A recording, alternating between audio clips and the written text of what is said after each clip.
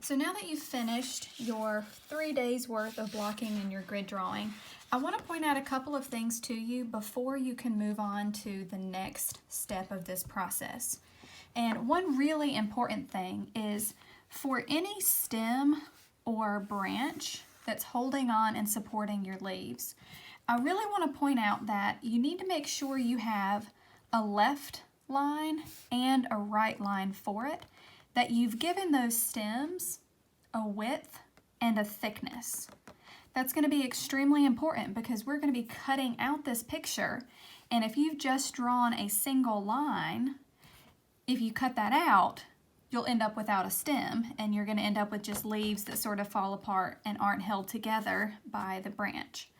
So go back through your grid drawing and check and make sure that all of those stems have a left and a right side to define the thickness of them. That's very important. The next thing that I want to clarify is to make sure that your lines feel continuous as you've mapped out this silhouette going from square to square. You shouldn't have any points in your drawing, say for example where you have a line that stops and then picks up somewhere else and keeps going and picks up somewhere else and keeps going. So you can see there, this is a broken line.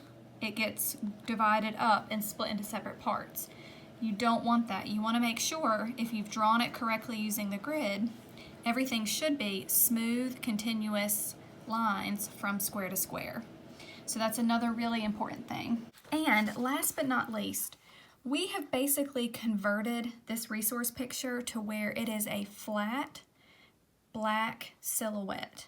So any details that you may have drawn on the inside of your leaves, you want to omit that to where it just becomes the flat outside contour line without the details in the middle.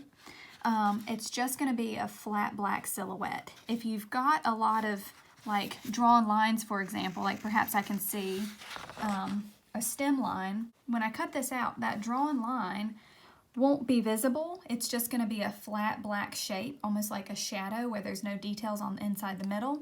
So if you have those, you can either erase them or leave them alone. It won't affect the finished product, but just so you know, those interior details won't show up on our finished product.